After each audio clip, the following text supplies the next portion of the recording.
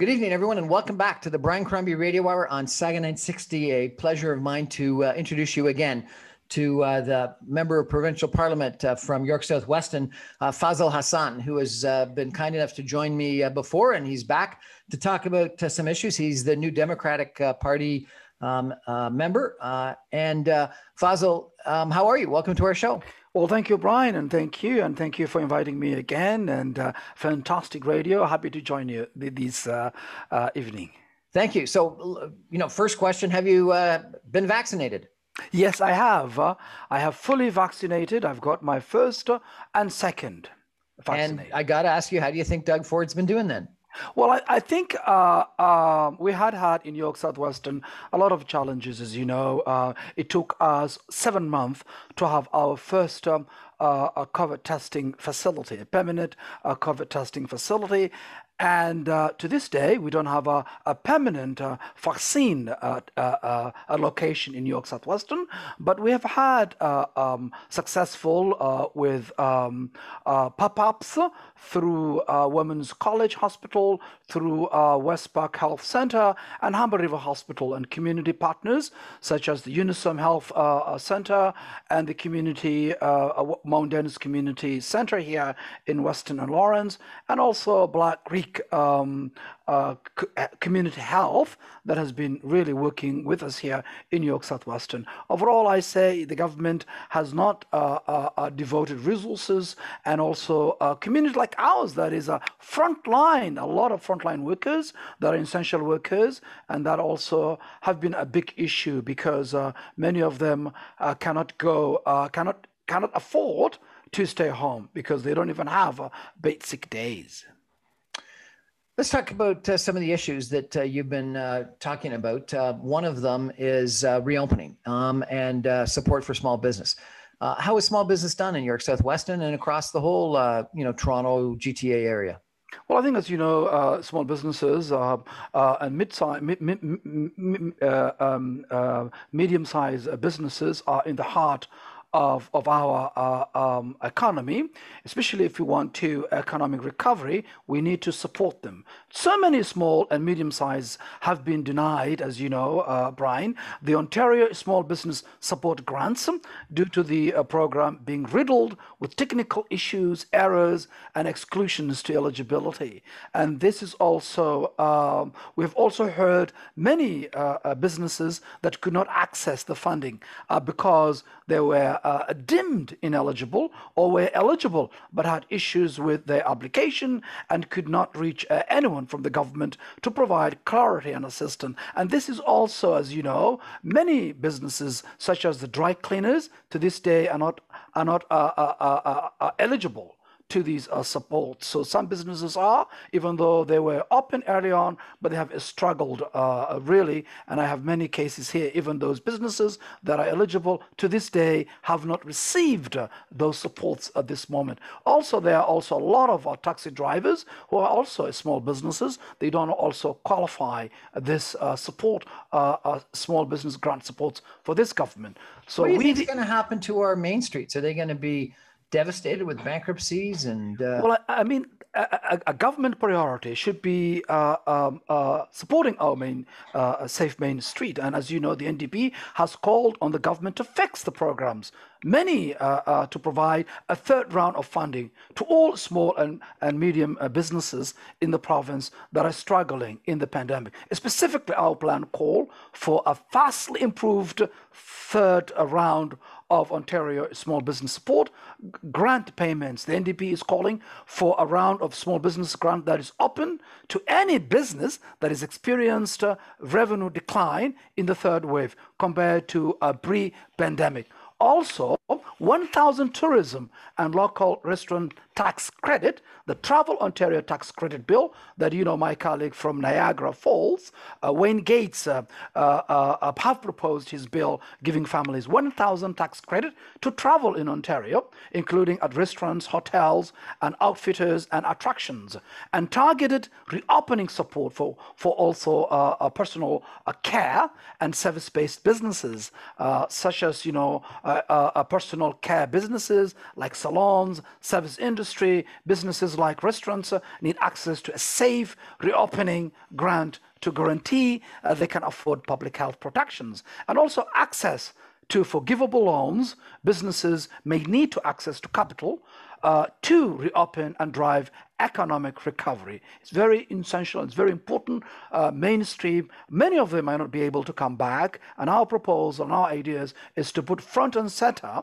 businesses. As you know, these are in the hearts of who we are. They create the majority of the jobs. It has been estimated many times, in many occasions, that it's 80% of the jobs are created by small businesses and mid-sized businesses as well. And also, in our community, they also contribute in charity. They support. They organize a lot of things. They are part of the community. Well, and it's just fairness. They invested their, their life savings, their livelihood, their family net worth in opening up the restaurant or whatever the business was they opened up. And then for no fault of their own, all of a sudden they're devastated. They got to close down for the better part of a year and a half. And, I've interviewed one guy, he's gotten money from the government and he got support from his landlord, but he said, Brian, I've lost $10,000 a week when I was closed down. And, I'm going to end up with multiply that by, 52 or 72 weeks. I'm going to have more than $500,000 worth of debt. Absolutely. That I didn't have before. And $500,000 of extra debt is a millstone around my neck that I will just not get. And, what should I have done? Closed down, gone bankrupt, closed my doors, given up, my livelihood. And, if you took away their business to build a road, you'd have to expropriate that business and pay them for market value. Effectively, we've taken away these people's business for public health reasons, and we're not paying them compensation. Absolutely. That's why the NDP thinks this is the right thing to do, to provide those initiatives and supports. And key here is access to forgivable loans so that the businesses can think also economic recovery, so they can bring up, hire more people, and also not to worry about the debts that have they incurred in the global pandemic, that it is really hurting everybody. And there are many people who are struggling, not only small businesses, but I think small business starts is very important. Also, I think the differences between us on the travel tax credit. The government announced the credit, as you know, but never introduced a legislation on it. So it is essentially just a hollow promise made in a press conference. You see, the difference between our travel tax credit from us and the government is that the NDP's credit is exactly 1,000 credit. You spend 1,000, file your taxes, get 1,000 back. The government's credit is just 20%, meaning you spend $1,000, you just get back $200 back. So it's not really a credit of 1,000 as they are saying it. So that's what we need also to stimulate the economy, so people could go like the Niagara Falls, places like that, into our communities, into restaurants, so that they at least in order to stimulate the economy and support those small businesses, this will be exactly 1,000 credit, and you get back at the tax credit, the tax period. We're chatting tonight with Faisal Hassan, MPP for York South Weston. He is the NDP member from York South Weston. We're going to take a break for some messages and come back more with Faisal in just a minute. Stay with us.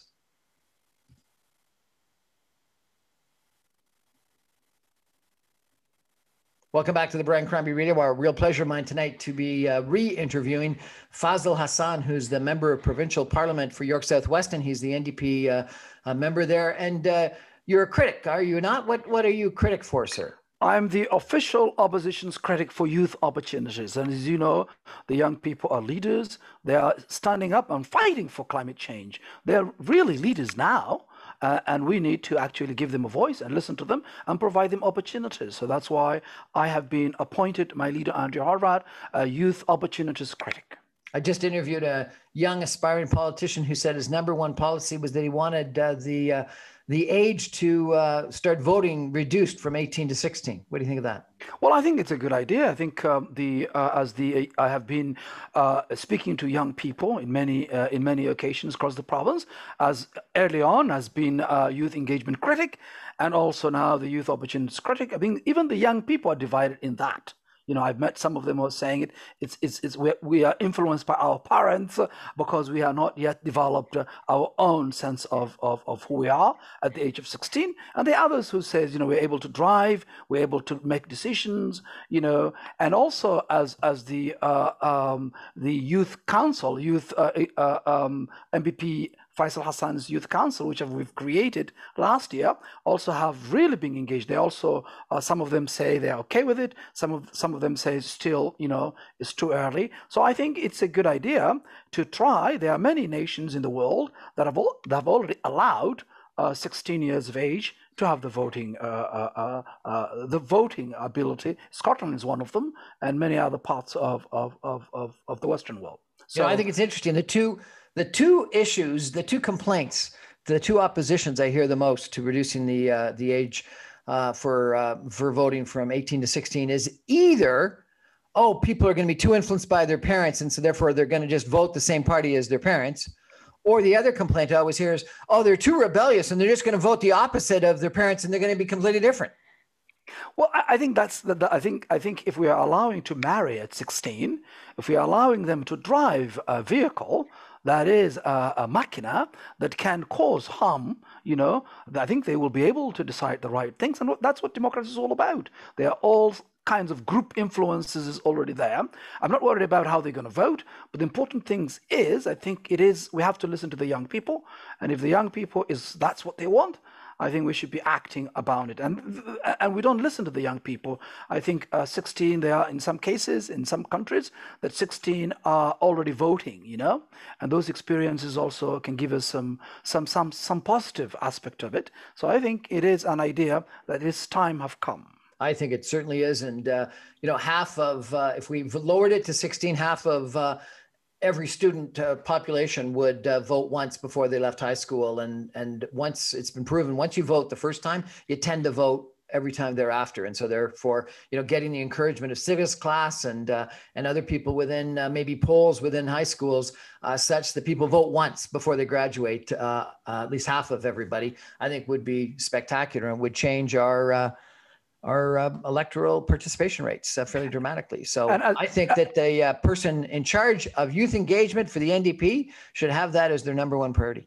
Absolutely. I mean, I think also our party have already passed many resolutions on this. Actually, our party is in favor of lowering the voting age to 16. Excellent. I look at your riding and you talk about climate change being important. And I know you've issued a paper recently on clean electric cars.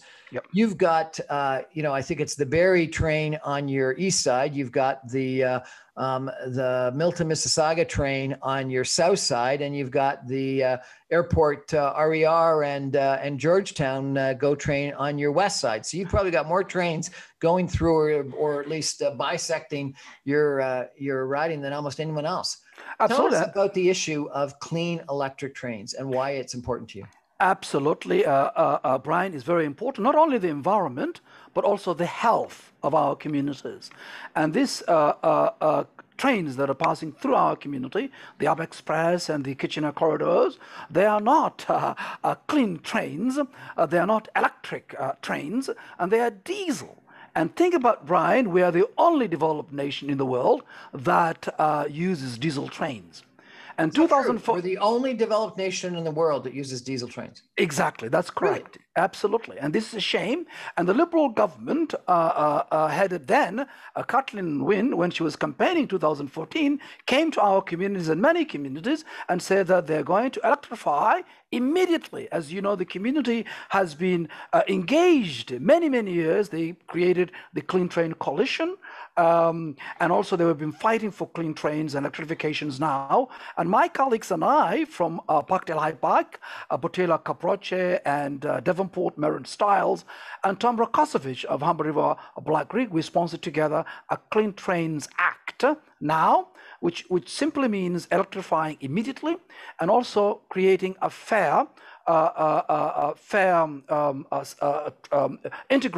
integration of if you are using TTC, then you should be able to go to the airport and back and forth.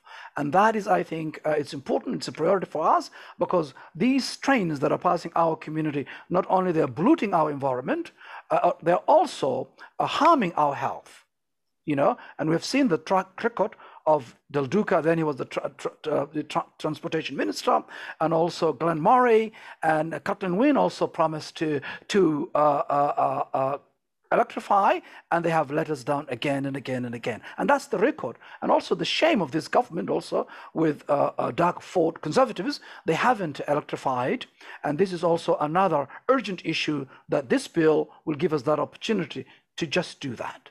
Well, I think the other benefit of electrification, you've mentioned, climate change, you've mentioned health, is economic and frankly social too, because with electrification, you can stop and accelerate more quickly, which allows you to have far more stations, which allows you to have more frequent trains. You can reduce the headspace, and we get to whether you call it Regional Express Rail or John Tory's Smart Tracks, you could get far better service in your riding. And not just, you don't even have one stop in your riding on the Milton Mississauga line.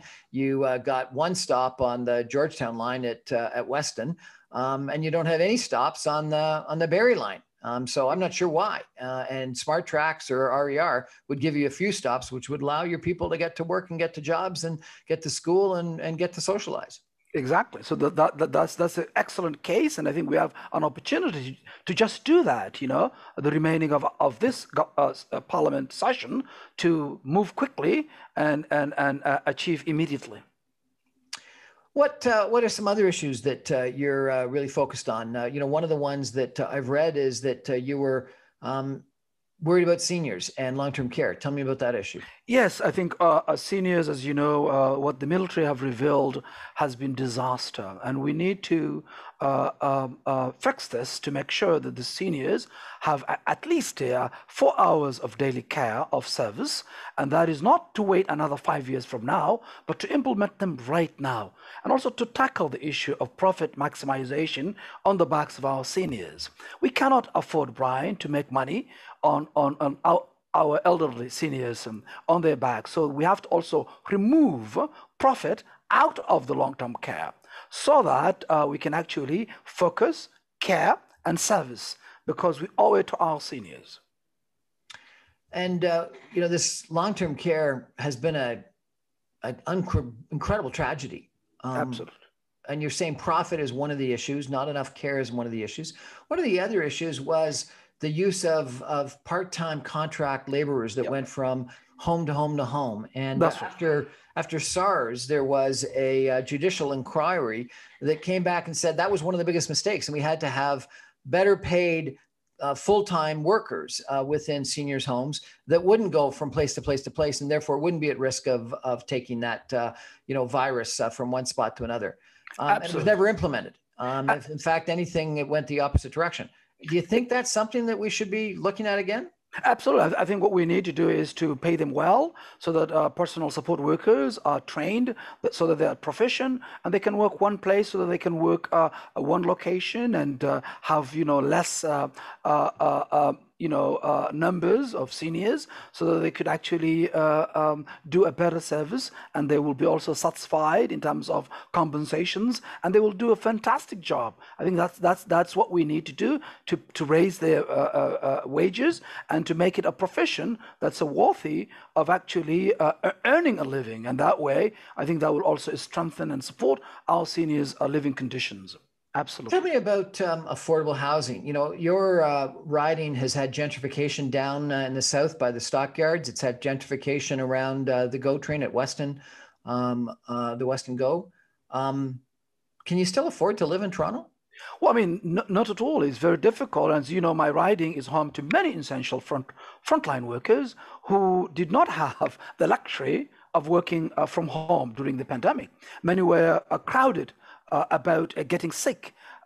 Many are worried about getting sick at work or crowded transit, bringing the virus home to their families. Throughout the pandemic, the NDP has been urging the government to help folks like those in my riding by giving all workers 10 provincial paid sick days. It's very important to do that.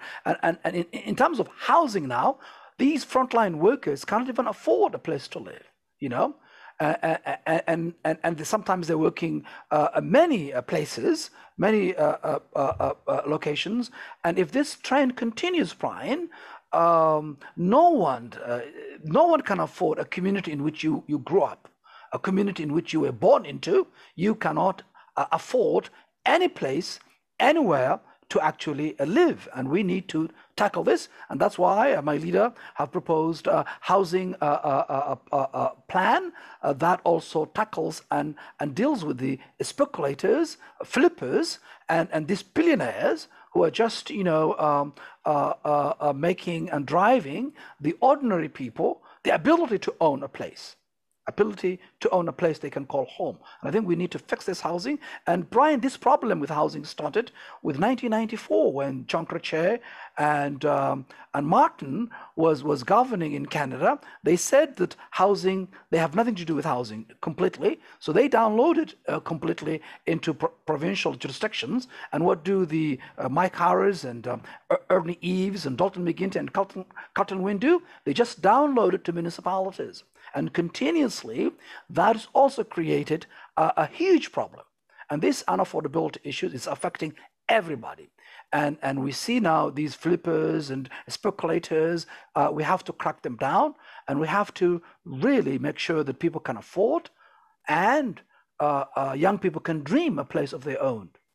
So I had Joe Barrage of Urban Strategies on my show a week ago, and he's thought of as a reasonably progressive thinker. And he said supply is the issue. And he said the problem is that city politicians end up making the right decisions for them electorally, but it's the wrong decisions from a housing affordability and a development standpoint, because the electorate is NIMBYism and votes against developments, and so therefore you just don't get the kinds of construction developments that we need, and so therefore it's a supply and demand issue. And he said that the places to grow legislation that the Liberals put in place and or the current zoning regulations that the province had, official plan regulations the province had, is for far greater density than the city of Toronto and the cities around Toronto currently apply. And he said the solution was to either have provincially mandated zoning put in place that overrides what the cities have, or it's to change the way people are elected municipally such that they're elected generally rather than for a specific area. And he referred to a bunch of different cities worldwide where people are elected generally. And he said then no longer do people end up making decisions that are bad for supply of housing. What do you think about any of that? Well, I think I haven't seen this report yet. I think, but I think the crisis is very clear. It is, it's just driving those who are hardworking, decent, hardworking members of our community cannot even dream of owning a place, and this is also driving the prices. These flippers and speculators, and that is where we need to tackle this. The second thing I think is, you're right, we have to look also other options and see what is not working. What's not working is, for example, in the municipalities like Toronto, for example, we have in my own community here some buildings that has been built here. The idea that they've gotten a tax breaks, they've gotten millions of dollars from federal government and provincial governments, but then they term them as affordable building or rental affordable, but no one can afford it, So fundamentally, this is the problem, They are subsidizing, providing a lot of incentives, but yet no one can afford it. So this is what that a population the size of the city of Montreal is moving to Toronto in the next 10 years. How are we going to deal with this huge influx of new people? And it's not from Montreal; it's primarily immigration. But it's that Toronto is going to grow and effectively almost double in size in the next 30 to 50 years. How are we going to do that and keep housing affordable and jobs in Toronto and restaurants open with service workers and hospitals open and long-term care open if we don't do something to dramatically increase the supply of housing? Well, I think we have to make it affordable. They have to be affordable. A young person lives in Mississauga should be able to afford a place, In the 60s, in the 70s, in the 80s, people were able to afford, in some extent in the 90s, but today you cannot even buy your dream house, and some people are taking, ages of 50s, 60s, they're still renting, they cannot afford. So we have to tackle that aspect of it. Why our houses are expensive? Why? I think it's because of lack of supply, that Why? the price per house to income in Canada today, and in Toronto for sure, is higher than it was in the United States in 2007 before their financial collapse. But even in some United States are cheaper, much cheaper than our metropolitans. So fundamentally, we have to tackle this. It cannot continue to these unaffordable places to live in this. And I think it is priority. We can put these things and give people hope and opportunities to dream a place of their own, especially our young people. And I think we can do it right by going after these speculators, these flippers, these billionaires that are just taking advantage of people. And let's do it right, Brian. With all due respect, I disagree with you. I don't think it's the speculators and the billionaire. I think it's lack of supply. I think we need more investment in more building, and we need politicians like you to be brave enough to say this building should be built, this subdivision should be built. We need more density. We admit we need more density. We need more density around GO train stations, around TTC stations, along Bloor Street. Jennifer Keesmaat, former chief city planner, Toronto, said to me on one of my shows that the smartest thing done when Yonge Street subway was built is they increased dramatically the zoning at major transit nodes. And you've got Yonge and Eglinton, Yonge and Shepherd, Yonge and Lawrence, Yonge and Bloor. When the Bloor Street subway was built, the zoning wasn't increased. And other than a few places like Yonge, Dundas West, you don't have increased density. And that, number one, makes the subways less efficient, but it means we don't have the density. And people get worried that when I talk like this, Jennifer Keesmaat would say that it's going to change their whole communities. But a block and a half off of Yonge Street, you get single family homes. So it doesn't change the communities. It does change the major transit nodes. But it does change communities, because if communities cannot afford a community in which they grew up and born into, of course, where are they going to go? Where do people go? And pushing people where? It creates overcrowding conditions. And if some cases experience we have now, we have places where we cannot even have a rent control for people, to even plan their in the middle of a pandemic also. So it is just creating the haves and the have not. And we need to make sure there is opportunities and hope for everybody in Ontario that they can actually have a place to call home. And we can do it by doing it right policies. We're chatting tonight with Faisal Hassan, the MPP for York South Weston, NDP critic for youth, the official critic for youth. We're going to take a break, and I'm going to come back and ask Faisal a little bit about his own personal story, because it's pretty inspiring. Stay with us.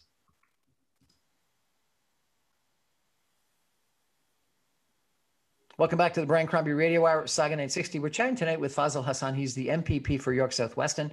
He's the official critic for youth. He's the NDP member. Faisal, some people say that it's difficult to get involved in politics, and it's difficult, particularly if you're from a racialized minority. You're an immigrant, I understand. You've been successful, very successful in Canada. You're very successful within the NDP party. You're very recognized within your community. Tell me a little bit about your personal story, and what do you think the secrets were for you achieving the success that you've achieved today? Well, Brian, thank you. I think my story is a happy story. And as you're right, an immigrant, and Canada has been good to me. And I think it's one of the best countries in the world. Of course, we have our own challenges. The recent reports about residential schools and Indigenous issues, of course, we have to do it right. But my story, as I said, is a happy story. And I think it was when I welcomed in Winnipeg, in Manitoba, I immediately got involved into working, Eaton's, a warehouse, and getting involved in schooling, and getting active in the student union, and getting involved in that aspect of it, and continue my life, giving back, and volunteering, and contributing, and being active member of the community. I think as long as you contribute to your community, and you involve and volunteer and continuously have a positive attitude, I think everything will be all right. And I think my story definitely has been a happy story, and I want everyone, a member of our community, a happy story. Where did you immigrate from, sir? From Horn of Africa, from Somalia, and my path to immigration, I end up in Europe. Is to be exactly Italy. I spent there about 2 years and 8 months, and where I've also experienced a homelessness, and where I really came into stories of a challenging, a big metropolitan Rome, where it's beautiful, ancient place, where I found a lot of good things happens there, especially the Catholic Church does a fantastic job. I've also lived among the Jesuits of the Catholics who have welcomed me, and I've been volunteering also in the St. Peter's Basilica on Wednesdays and Saturdays, in return to also give back that support I've been provided. And from there, I was lucky to be also to immigrated from Italy to Manitoba, where I definitely welcomed open arm, and have been a very positive immigration for me, because my experience has been a happy story, and that is also Canada has been very good to me, and that's why early on I get involved to contribute. When I graduated from the University of Winnipeg, things have been tough there. We had there a premier by the name of Gary Fullman, a conservative, progressive conservative. Things have been tough, no jobs, no unemployment at all. So it was the only option is to look opportunities here in Ontario, and that's where I came here and settled here in Weston. So I've been living here over 22 years, and I've also contributed working with the homeless populations. As you know, that one time when my job ended at the Thomas Cook contract I had with them. And actually, I wanted to go back to Manitoba, and then I saw an ad saying that someone needed to help those who are homeless and at risk of homelessness. And this was a job at the United Way funded organization, and they only needed 2 days someone to do a part-time job. So I said, well, Faisal, this is an opportunity to help. And I was homeless for 8 months. It was tough to be a teenager and being homeless, So I said, this is an opportunity for you to really give back, So I took the job, and the folks asked me, they said, you're overqualified. I said, I know. It's just, it's not about the salary. I want to give back and contribute, So when I arrived the first week, I realized this is not a part-time job. This is a big issue. It's a crisis looming, and we need really more people working here. So I talked to my boss, and I said, we need more people. They said, we don't know, we hired you to work this file, so come ideas of how we can handle this. So then the office was located in Davisville and Yonge, and so I said, why don't we go to Shelter and Housing Division in City of Toronto? So I met a man by the name of Simon Lesmond, who was then working the Shelter and Housing Divisions, a great guy, and he said, hey, Faisal, this is a great idea. We would like to support. Are you able to submit a proposal within a week? I said, definitely, within 2 days, I'll be able to do it. So I talked to my boss. I said, send these documents, and immediately, they funded me to work full-time and give someone else a part-time position. So from there, then I realized the crisis is huge. We needed academics to get involved. So we involved University of York University, Professor Robert Mordy, who was the housing expert, leading expert at that time. And he also connected his colleagues from UFT and Ryerson, and they have started their first homelessness conference. And from there, we had been very helpful getting some results in terms of preventing homelessness, preventing people at getting rent banks, getting also a lot of sort of supports. And then I got involved also the group that is called Immigrant and Refugee Housing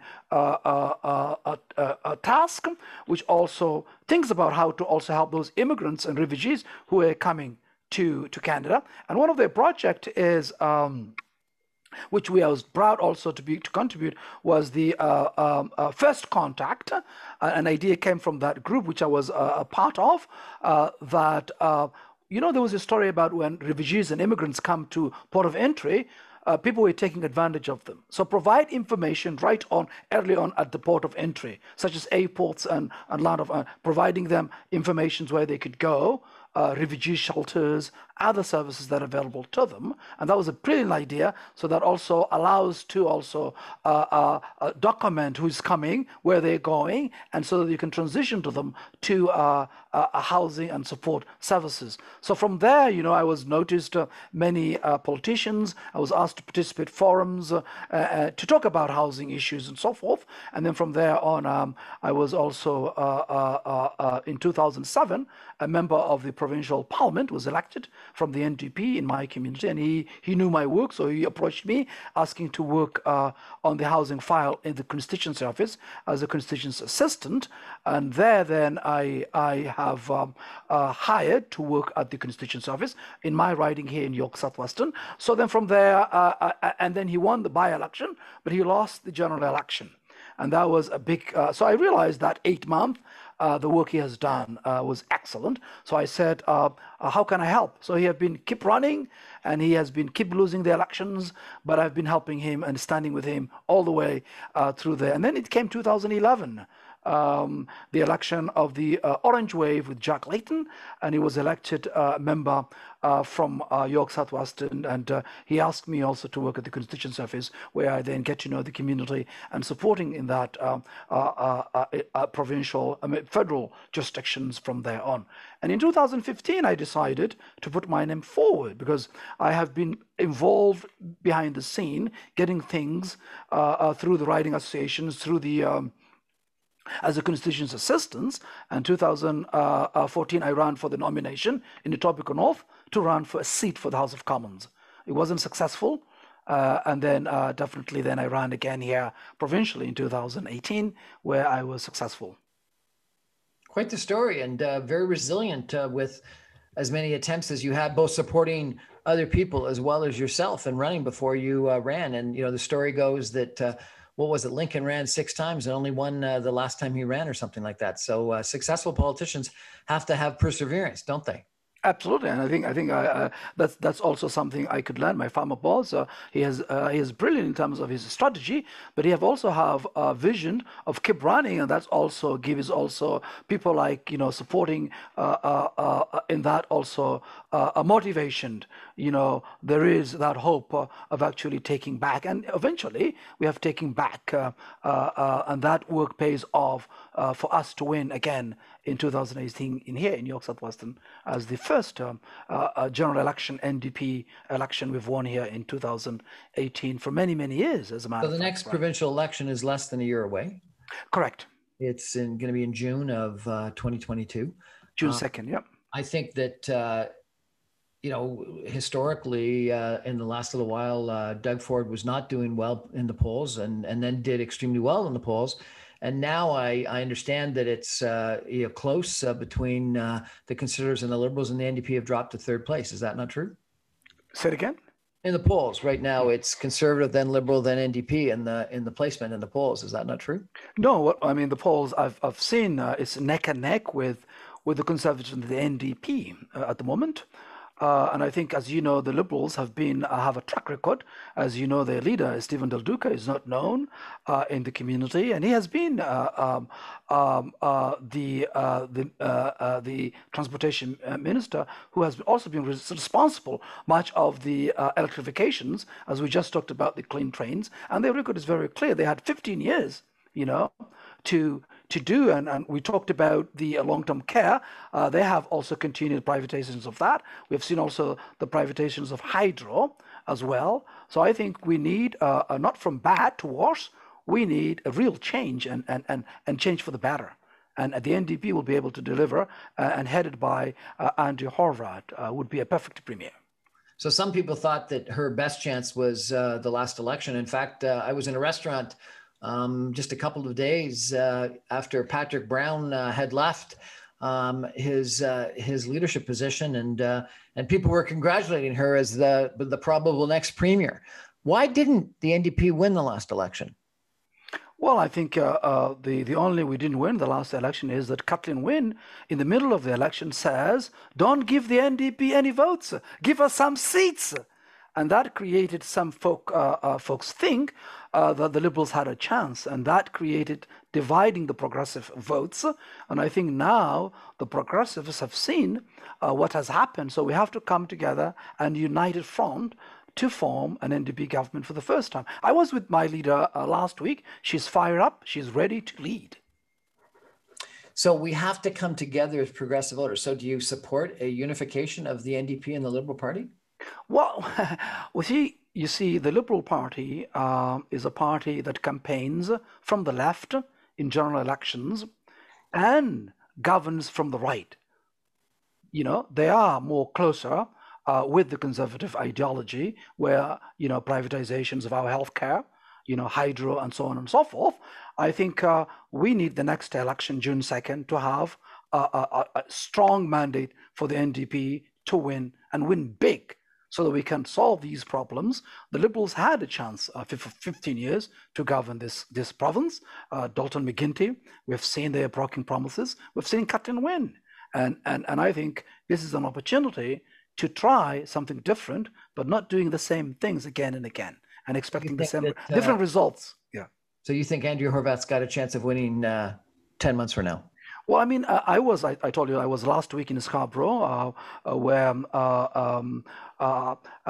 she's fired up, she's ready to lead, and I'm happy to be part of her team. And definitely, this province needs Andrew Horvath's leadership. She cares, she gets it, and I think it's time that we get it a government we deserve. You've also been involved in federal politics. There's a rumor, there's a lot of people that believe that there's going to be an election sometime, maybe August, probably September. What's going to happen federally, do you think? I don't know. I haven't been really following much about federal, but I think it is a minority government, as you know, and minority governments don't last more than 2 years. So definitely there will be an election, but I don't know exactly when that election will be called. And I think the Liberals will be trying an opportunity to call an election, but we don't know when they will do that. Some people are saying after October 19th, where they think majority of their members are concerned about their pension. Explain that if you could. Well, I mean, in order to get your pension, you have to be six years in a member of parliament, right? So definitely, if they call it an election, they will call it after October 19, I believe. Oh, really? We're chatting with MPP Faisal Hassan. He's the NDP member for York South Weston. He's the critic for youth. We're going to take a break and come back with some concluding comments in just a minute. Stay with us.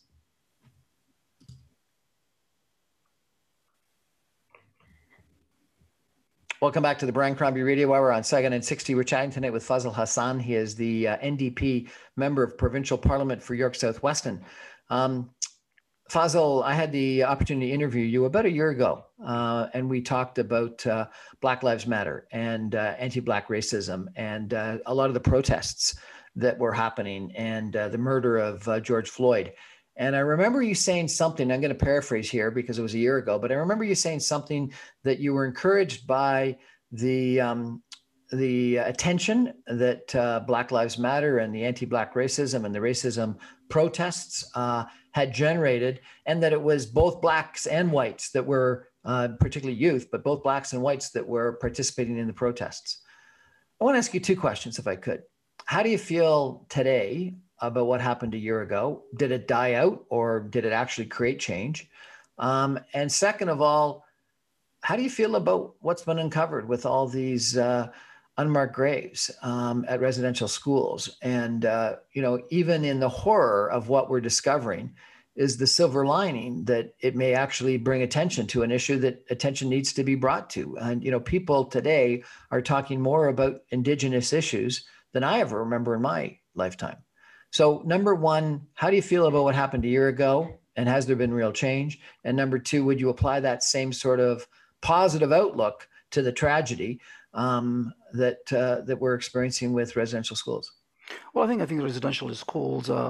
If I may speak a bit about, I think residential schools is also a bit of our dark history. Indigenous people have really struggled, and we need to do it right. And I think this issues we have to come together, of course, Brian, to also provide a clean drinking water. Imagine many indigenous communities don't have the luxury of clean drinking water, a basic living conditions.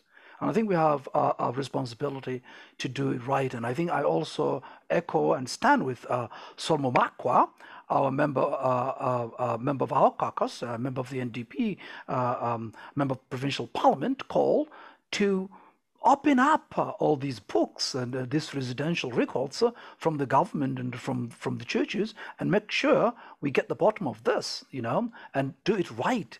We have the ability to do it right, and I think you're right. Still, these issues are historical that has existed for years and years. Of course, we can do it. We can come together and do it right, but we need the leadership to do it. And I think we cannot simply take young children into court and expect to bring really real developments and changes in their lives and their conditions. So we need strong leadership, and also we need in terms of the indigenous communities, we need indigenous-led initiatives to support and put resources really to support in terms of having a clean water first, and also support on the basic living conditions. Also, we need to also deal with nation-to-nation dialogue, so that we have to listen and also work together to make sure that we address these issues. And I think we need to go back our historical issues with indigenous people, especially the residential schools, which is also a dark history. What is at stake, Brian, is our international relations. We've got to do it right, and we can do it when we come together. And I think Canada has that capacity as being one of the best countries in the world. We can do it, but we need a strong leadership to talk about it and also listen indigenous peoples. With regard to the Black Lives Matter, of course, it's a work in progress. Yes, for the first time, as you know, our caucus, we have for the first time the Black Caucus. That is for the first time ever in our history that we have strong, large numbers to actually form a caucus. So that tells you also there's some progress there. But we can do more by simply taking policies that can improve people's lives and real action. And we can do it by having ideas, by bringing people into the table, by listening to them, and then translating that into a concrete plan of action. Are you encouraged by what has happened in the year post George Floyd's death, or are you discouraged? Well, I mean, I think it raised the issue of the injustices and also the brutal force used by police officers. And also in our own country here, we have a cutting still in Ontario is in place. It's still ineffective, people being targeted because of who they are. Myself, I can tell you that I've been carded 6 times, 3 times by the same police officer, and just sitting the same location 3 times by the same police officer. Seriously? Exactly, absolutely, and collecting this data. What is the use for it? And that's where we need to first and foremost destroy them, to ban carding, and also to have a discussion about how we can make things better. And I think that's where we need to have a leadership. And I think it's a work in progress, because we need to constantly engage and make things better. Faisal Hassan, MPP for York South Weston, NDP member of provincial parliament, and official critic for youth. Thank you so much for joining us and sharing with us your ideas. We've talked about lots of different things, from support for small businesses to clean energy to doing long-term seniors' homes right, etc. So I really appreciate the breadth of our discussion today. Well, thank you, Brian, for having me.